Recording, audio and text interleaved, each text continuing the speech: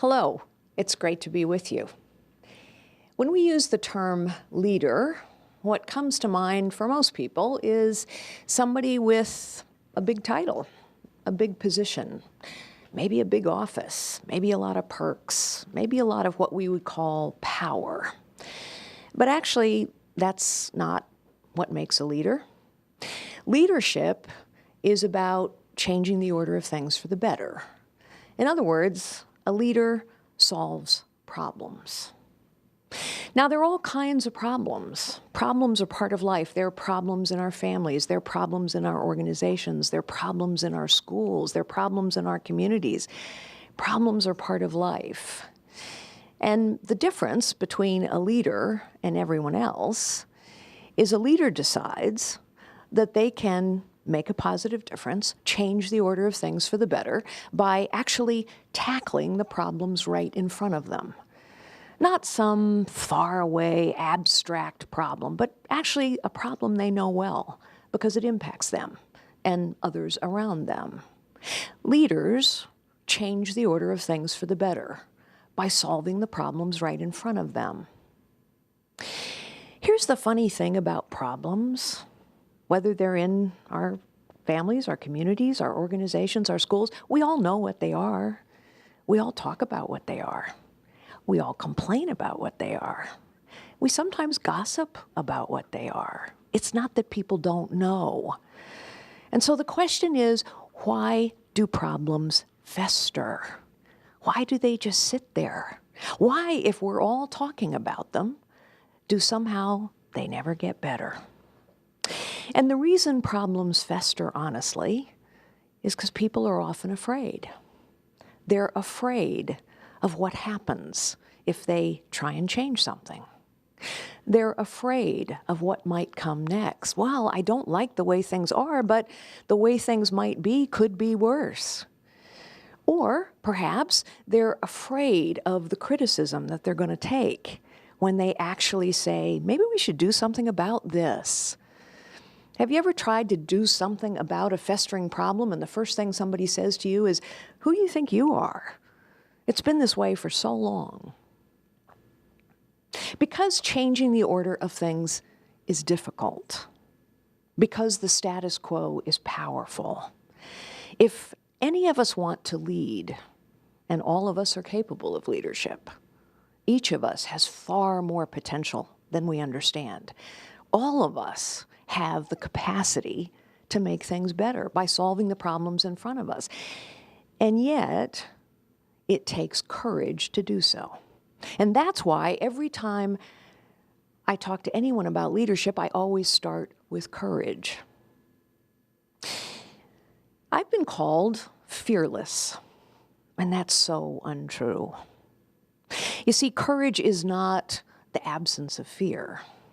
Courage is the ability to get over fear. Someone once asked me, well, how did you get to be so brave? And I said, courage takes practice. And I've had a lot of practice. A lot of practice of getting over fear because I've been afraid of a lot of things. When I was young, I was afraid of being separated from my parents. Perhaps I was afraid of that because I knew that my mother's mother had died when she was a child. I knew that my father's father had died when he was a child. And so perhaps that's why I was afraid that my mother or my father would die while I was a child. But because I was so afraid of that, I didn't want to leave them. And so while all my friends would go off and have slumber parties and good times, I wanted to stay home. That was, of course, concerning to my parents. Maybe it was even annoying to my parents. But think about all the things that I missed because I was afraid to leave their side. When I got a bit older, then my fears became different. Then my fear was, I'm not going to fit in. So-and-so doesn't like me. I'm not as smart as that person. I'm not as pretty as that person. What are those people saying about me? Then I got a little bit older and I went to school and I went off to work. And now my fears became things like, what if I make a mistake? What if I drop the ball? What if I don't measure up? What if I don't meet someone's expectations? We're all afraid of things. Sometimes those fears are kind of superficial. I'm afraid I'm not going to fit in. Sometimes those fears are far more profound.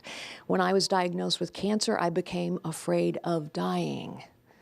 When I realized our daughter struggled with addiction, I became terribly afraid that we would lose her, as we did eventually. But whether they are superficial fears or profound fears, what I've learned is that everybody's afraid. And our fears, whether they are superficial or profound, can stop us in our tracks.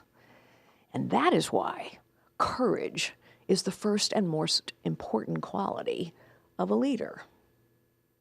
I actually think courage is even more important today because we're all afraid of being criticized. We're all afraid of people saying, wow, who do they think they are? And why do they think they can do this?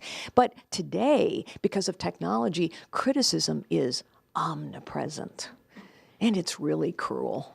And so if you look in your phone, which we all do, if you look in your phone, you can hear criticism, really pointed, personal, cruel criticism, if you stand out in any way. And so people choose not to. The way things are, no matter how bad they are, is powerful.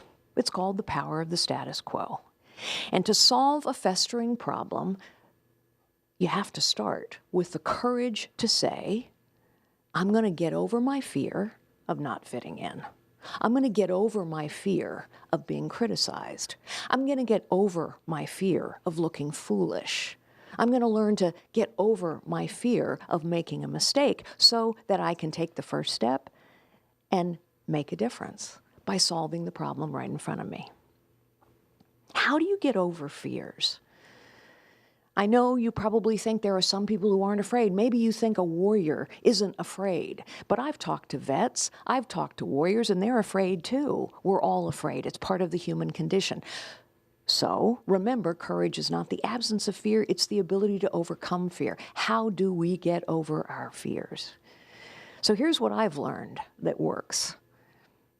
The first thing that has helped me is to name it. Name it. Ask the question, what am I afraid of? And then say it. In fact, I've learned in my life that it's actually helpful to write it down. What am I afraid of? I'm afraid of looking like a fool. Write it down. Somehow things lose some of their power when you write it down. What am I afraid of? I'm afraid my parents will be desperately disappointed in me. Write it down. What am I afraid of? I'm afraid maybe the cancer is going to take me. Write it down.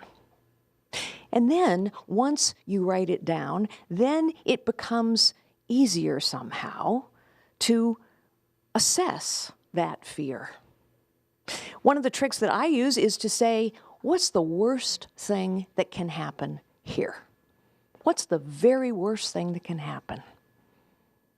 What's the best thing that can happen? What's the worst thing that can happen? Let's take a terrible example, like when I had cancer. What's the worst thing that can happen? I might die. What's the best thing that can happen? Sometimes things happen that are blessings that we don't even anticipate. The best thing that happened to me in that experience is I met people that inspired me, truly inspired me, by the way they fought their own battle and triumphed. What am I afraid of? Write it down. What's the worst thing that can happen? Face that, think about it, process it, and then what's the best thing that can happen? Because one of the things I've learned in life is if we will run towards our fears, get over our fears, so we can actually make a positive contribution, there is always a blessing.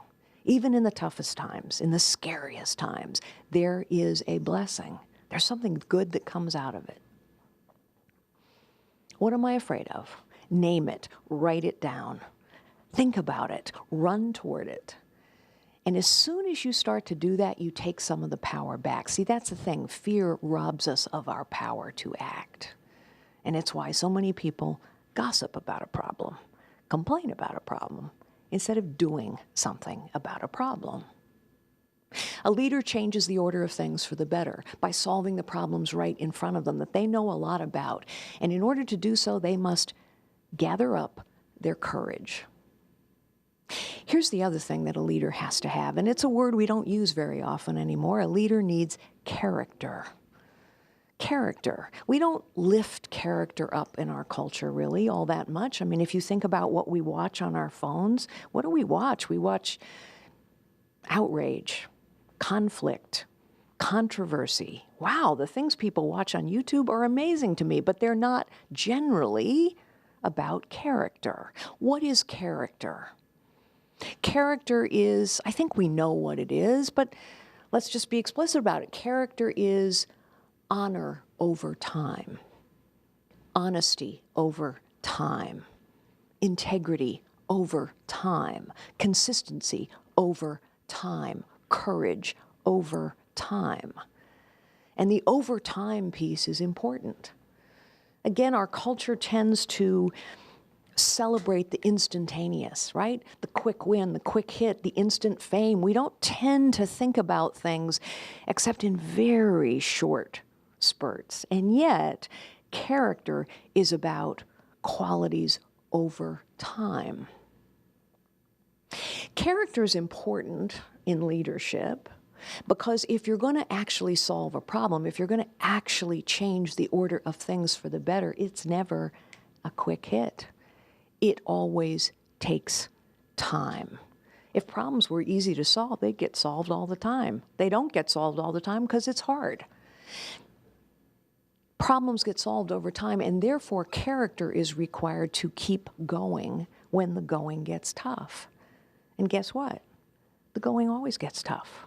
When you're trying to solve a problem that's been there for a long time, when you're trying to change the order of things for the better, and something that impacts you and those around you, the going is always going to get tough. Why? Because stuff happens, right? It doesn't always pan out just the way you planned it. Or because maybe people say, hey, I don't want this thing fixed. I kind of like it the way it is. And so people start to resist. But for whatever the reason, nothing that's worth doing ever turns out quite as easy or as smooth as you think it's going to be. And so when the going gets tough, you need character to keep going. Honesty, integrity, courage, honor over time. Character is knowing that how we do things is as important as what we do. Yes, we're trying to achieve results, but how you get those results matters hugely. Getting an A on a test because you studied hard is infinitely different than getting an A on a test because you cheated. We all know that. And yet we forget those basic things sometimes. How you get things done is as important as what you get done. A leader is not someone who has a big title or a lot of power. A leader is someone who decides to change the order of things for the better. A leader solves the problem right in front of them. All of us are capable of leadership, anytime, anywhere, at any age. To be a leader, we must gather our courage and build our character.